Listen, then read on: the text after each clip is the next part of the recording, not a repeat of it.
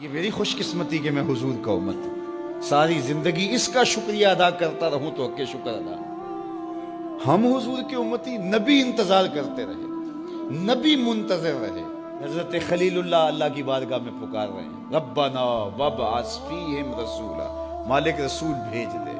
کوئی کہتا ہے لیسا بفظ ولا بغلظ، وہ ترشرو نہیں ہوگا، سخت مزاج نہیں ہوگا، ماتھے پہ شکنے لانے والا نہیں ہوگا، وہ پیار بانٹنے والا ہوگا، بس وہ آیا جا رہا ہے۔ حضرت عیسیٰ نے تو نام بھی بتا دیا نا، مبشرم برسول یاتی من بعد اسمہ احمد، لوگوں میں جا رہا ہوں، چلو نام بھی بتا دیتا ہوں، میرے بعد جو آنے والا اس کا نام احمد ہوگا۔ نبی انتظار کرتے رہے، 12 نبیوں نے انتظار کیا حضور کی امت میں ہونے کے لیے، تمنا کی۔ نستورہ راہب انتظار کرتا رہا، بحیرہ راہب انتظار کرتا رہا۔ شب ہجر کی سختیاں کوئی اس سے جا کے پوچھے، تیری راہ تکتے تکتے جسے صبح ہو گئی۔ زندگیاں گزار دی انہوں نے۔ سلمان فارسی کی کہانی سن لو، مجوسی کے بیٹے تھے، حق کی طلب میں نکلے، باپ نے گھر سے نکال دیا، ایک پادری کے پاس جا کے رکے، زندگی بھر اس کی نوکری کی۔ جب اس کا آخری وقت آیا، اس نے کہا میری تدفین کے بعد غموریا چلے جانا، وہاں کا پادری خدا رسیدہ ہے، تجھے اس سے کچھ مل جائے گا۔ کہتے میں وہاں سے غموریا آ گیا، پھر اس پادری کی ساری زندگی خدمت کی۔ جب وہ مرنے لگا تو اس نے کہا کوئی ایسا شخص نہیں ہے جس کے پاس اب میں تجھے بھیجوں، لیکن نبی آخر الزماں کے ظہور کے لمحے آ گئے، تو یہاں سے یثرب چلا جا، وہ اس نبی کی ہجرت گاہ ہوگی، تیری زندگی سنور جائے گی، تو نے بڑی محنت کی ہے، بڑی نوکری کی ہے میری۔ کہتے میں نے اس کو کہا کہیں ایسا نہ ہو میں دھوکہ کھا جو مجھے کوئی نشانی بتا دے۔ اس نے کہا 3 نشانیاں، ایک صدقہ نہیں لے گا، دوسرا ہدیہ رد نہیں کرے گا، تیسرا 2 کندھوں کے درمیان مہر نبوت ہو۔ کہتے ہیں میں نے اس کی تدفین کی، یثرب کی جانب جاتے ہوئے ایک قافلے میں شامل ہو گیا، انہوں نے مجھے پکڑ کے اپنا غلام بنا لیا، لیکن میرے پہ مہربانی یہ کی کہ مجھے بیچا جا کے مدینے میں۔ ایک یہودی نے مجھے خرید لیا، میں اس کے باغ میں گوڈی کرتا تھا، کام کرتا تھا، کھجوریں توڑتا تھا، لیکن میں انتظار میں تھا کہ کبھی وہ نبی آخر الزماں آئے تو مجھے دید ہو، کبھی عرش پر، کبھی فرش پر، کبھی ان کے در، کبھی در بدر۔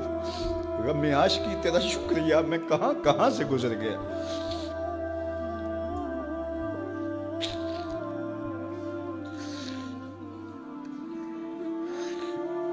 کہتے ہیں ایک دن میں اپنے باغ میں کھجوریں توڑ رہا تھا کہ ہواؤں میں مستی پیدا ہو گئی اور ہر سمت سے طلع البدر علینا کی صدائیں گونجنے لگیں۔ میں سمجھ گیا کہ وہ لمحے آ گئے، میں نے چھلانگ لگا دی اور دوڑ پڑا۔ میرے آقا نے سمجھا شاید غلام بھاگ گیا، اس نے دوڑ کے مجھے پکڑ لیا۔ میں نے اس کو کہا کہ میں نوکر تیرا ہی ہوں، لیکن دل نوکر کسی اور کا ہے، میں بھاگوں گا نہیں، مجھے جانے دے۔ میں کچھ کھجوریں لے گیا تھا صدقے کی نیت سے، جا کے حضور کو پیش کی۔ آقا کریم نے فرمایا ہم نبی صدقہ نہیں لیتے۔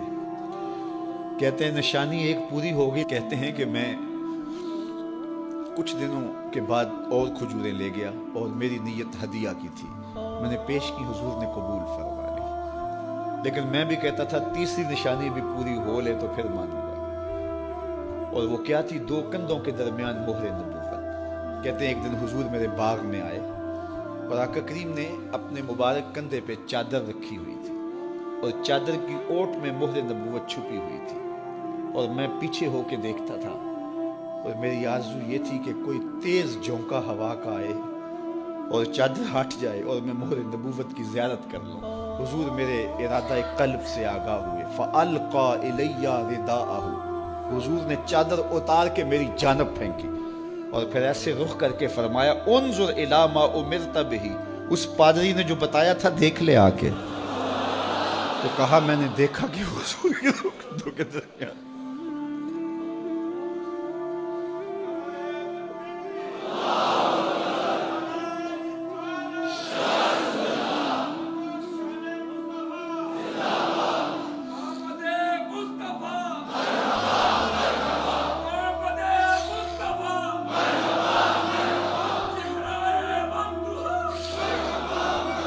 شب ہجر کی سختیاں کوئی اس سے جا کے پوچھے، تیری راہ تکتے تکتے جسے صبح ہو گئی۔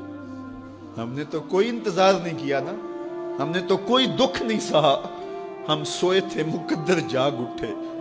ہمارے والد مسجد سے مولوی صاحب کو بلا لائے. انہوں نے کان میں آ کے کہا مبارک ہو تو حضور کا نوکر بن کے آ رہا. میرے والد گرامی ایک شعر جھوم کے پڑھا کرتے تھے, محمد جانے جانا ہے پیغمبر ہو تو ایسا ہو, رسولوں کی بشارت سے مبشر ہو تو ایسا ہو, امر توقیر کا سب کو موکر ہو تو ایسا ہو, کیا ہم کو غلام ان کا مقدر ہو تو ایسا ہو. میں اپنے مقدر پہ قربان نہ جاؤں, آپ اپنے مقدر پہ نثار نہ جائیں. ہمیں وہ نبی ملا جو نبیوں کا نبی. بنو سعد کے مقدر بھی جاگ اٹھے. اللہ اکبر, کیا وہ خوش نصیب وادیاں تھیں, کیا وہ خوش بخت پہاڑ تھے بنو سعد کے, جہاں حضور نے زندگی کے ابتدائی سال گزارے. اللہ اکبر. حضرت حلیمہ سعدیہ کہتی ہیں جب میں حضور کو گھر لے گئی تو میرے گھر میں روشنیاں آ گئیں. باقاعدہ عورتوں نے کہا حلیمہ تو اتنی امیر ہو گئی ہے رات کو بھی دیا نہیں بجھاتی. بڑے امیر کبیر گھرانوں میں بھی رات کو لوگ دیا بجھا دیا کرتے ہیں, لیکن تو اتنی ہی امیر ہو گئی ہے کہ رات کو بھی تیرے گھر کا دیا نہیں بجھتا. تو حلیمہ سعدیہ نے کہا آؤ میں تمہیں بتاؤں میرے گھر میں دیا کون سا روشن. باقاعدہ ہم جولیوں کو بلایا, پالنے میں حضور تھے, اشارہ کر کے کہا ما کننا نحتاج الی السراج من یوم اخذناہ, جب سے یہ پیارا گھر آیا ہے میں نے سارے دیے توڑ دیے. دیے کی ضرورت نہ مشعل کی حاجت, عجب روشنی تو نے پائی حلیمہ, بڑی تو نے توقیر پائی حلیمہ, بنی تو محمد کی دائی حلیمہ. کہا ما کننا نحتاج الی السراج من یوم اخذناہ, جب سے یہ پیارا گھر میں آیا ہے میں نے سارے دیے توڑ دیے. جہاں روشنی چاہیے ہوتی ہے حضور کو اٹھا کے اس کمرے میں لے جاتے ہیں, وہاں انوار پھیل جاتے ہیں, روشنیاں پھیل جاتی ہیں. کیسے اجالے پھیلے, کیسی روشنیاں پھیلے. حلیمہ دا چھپر کھجوری دے تھلے, حوراں وچھالے نوری مسلے, فرش تو عرش تک پہ گئی دہائی, حلیمہ نے لٹ لئی خدا دی خدائی.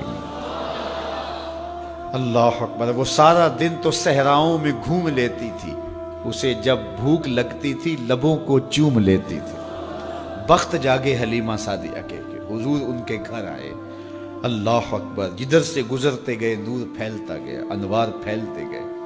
حضرت سیدہ طیبہ طاہرہ حضرت عائشہ سلام اللہ علیہا فرماتی ہیں کہ میں کچھ سی رہی تھی کہ میرے ہاتھ سے سوئی گر گئی.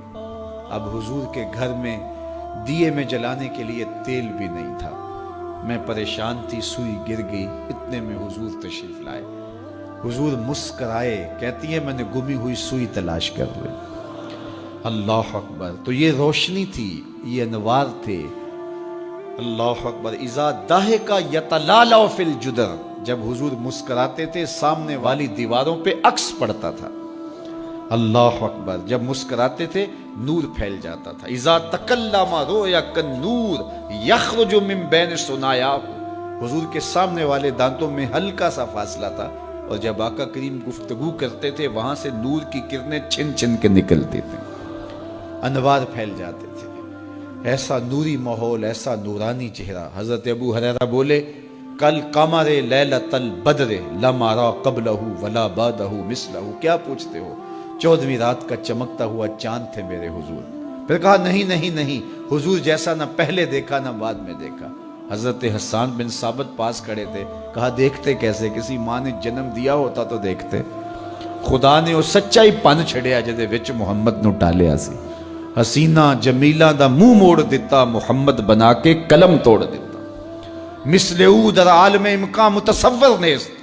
حضرت شیخ مجدد کہتے ہیں حضور کی مثل بزم عالم میں ممکن ہی نہیں ہے, ہو ہی نہیں سکتا. اور اقبال کا لہجہ بھی دیکھیے, رخ مصطفیٰ ہے وہ آئینہ کہ اب اس سا دوسرا آئینہ, نہ کسی کی بزم خیال میں نہ دکان آئینہ ساز میں. تو وہ پیکر تراشا, وہ پیکر تراشا, مکھ چند بدرشا شانی ہے, متھے چمک دی لاٹ نورانی ہے, کالی زلف تیک مستانی ہے, مخمور اکھی ہن مد بھری. کیسا جمال دیا, کیسا حسن دیا. اچھا بریلی کے امام سے بھی پوچھ لیجئے. اللہ اکبر. بل بل نے گل ان کو کہا, کمری نے سروے جاں فضا.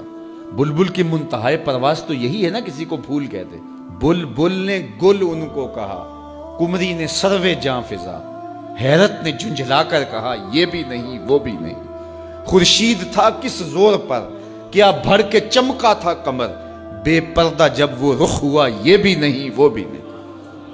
وہ حسن دیا وہ جمال دیا اللہ نے اپنے محبوب